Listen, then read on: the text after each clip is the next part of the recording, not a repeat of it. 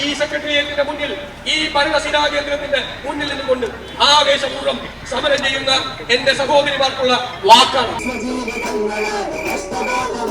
ജനങ്ങൾക്ക് നൽകിയ വാഗ്ദാനങ്ങൾ ഒന്നൊന്നായി നടപ്പിലാക്കി വികസനങ്ങൾക്ക് ഊന്നൽ നൽകുന്ന ഇടതു സർക്കാർ. ഇതിനെ അട്ടിമറിക്കാൻ ഏതൊക്കെ വിധത്തിലാണ് കുതന്ത്രങ്ങൾ മെനയുന്നതെന്ന് പ്രതിപക്ഷത്തിനും BJPക്കും തന്നെ നിശ്ചയമില്ല. ഇടതിനെ തകർക്കാൻ കോൺഗ്രസ് ഏതു മാർഗവും സ്വീകരിക്കുമെന്നത് അവരുടെ പല പ്രവർത്തനങ്ങളിലൂടെയും വ്യക്തമായതാണ്. അതിനുള്ള ഏറ്റവും ഒടുവിലത്തെ ഉദാഹരണമായിരുന്നു നിലമ്പൂർ തെരഞ്ഞെടുപ്പിൽ സ്വരാജിനെ പരാജയപ്പെടുത്താൻ വർഗീയവാദികളായ ജമാഅത്തെ ഇസ്ലാമിയെ കൂട്ടുപിടിച്ചത്. ഇടതു സർക്കാരിനെ താഴെയിറക്കുക എന്ന ഒറ്റ ലക്ഷ്യത്തിൽ ഏത് ഹീന പ്രവൃത്തിക്കും മുതിരുന്ന പ്രതിപക്ഷത്തെയാണ് കുറച്ചായിട്ട് കാണാനാവുന്നത്. കഴിഞ്ഞ ദിവസം SUCI ആശമാരുടെ പേരിൽ നടത്തുന്ന സമര നാടകത്തിന്റെ സമാപന റാലിയുടെ വേദിയിലും കോൺഗ്രസിന്റെ നിലപാടില്ലായ്മ വ്യക്തമായിരുന്നു. കോൺഗ്രസ് BJP നേതാക്കൾ ഒത്തൊരുമയോടെയായിരുന്നു ആ വേദിയിലുണ്ടായിരുന്നത്.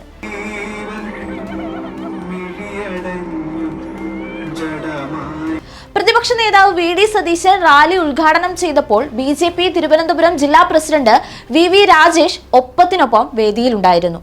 നിലമ്പൂർ ഉപതെരഞ്ഞെടുപ്പിലും UDF BJP നേതാക്കളുടെ ഒത്തൊരുമയ്ക്ക് പിന്നിലുള്ളത് രാഷ്ട്രീയ ലക്ഷ്യമാണെന്നതിന് മറ്റ് തെളിവുകളുടെ ഒന്നും തന്നെ ആവശ്യമുണ്ടായിരുന്നില്ല. SUCIക്ക് വേണ്ടി മാസങ്ങളായി സംയുക്ത സമരം നടത്തുകയാണ് UDFകാരും BJPക്കാരും.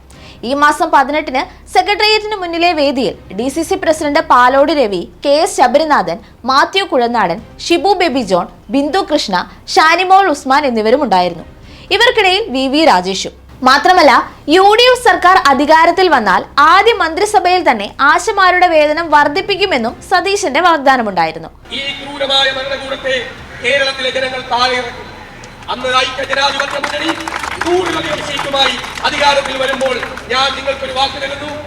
ആദ്യത്തെ ക്യാബിനറ്റിൽ നിങ്ങളുടെ ഓണറേറിയം വർദ്ധിപ്പിച്ചുകൊണ്ടുള്ള തീരുമാനമുണ്ട്. ഒരു സംശയവും വേണ്ട. ഈ സെക്രട്ടേറിയറ്റിന്റെ മുന്നിൽ, ഈ ഭരണസിരാ കേന്ദ്രത്തിന്റെ മുന്നിൽ നിന്നുകൊണ്ട് ആവേശപൂർവ്വം സമരം ചെയ്യുന്ന എന്റെ സഹോദരിമാർക്കുള്ള വാക്കാണ്. ആശമാരുടെ പേര് പറഞ്ഞ് SUCI നിലമ്പൂരിൽ UDFന് വേണ്ടി നടത്തിയ പ്രചാരണം യഥാർത്ഥ ആശമാർ രംഗത്തിറങ്ങിയതോടെ പാളിപ്പോയിരുന്നു.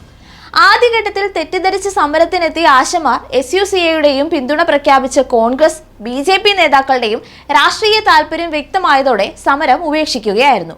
മെയ് വരെയുള്ള കണക്ക് പ്രകാരം 98% ആശമാരും ഫീൽഡിൽ സജീവമാണ്.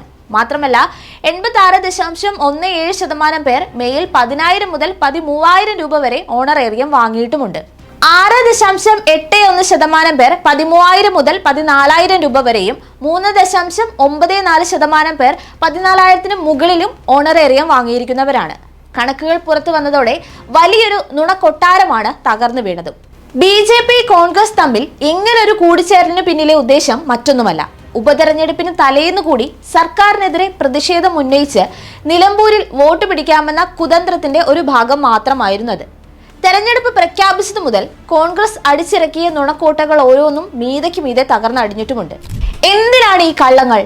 ആരെയാണ് ഈ നുണകൾ വിശ്വസിപ്പിക്കാൻ ശ്രമിക്കുന്നത്?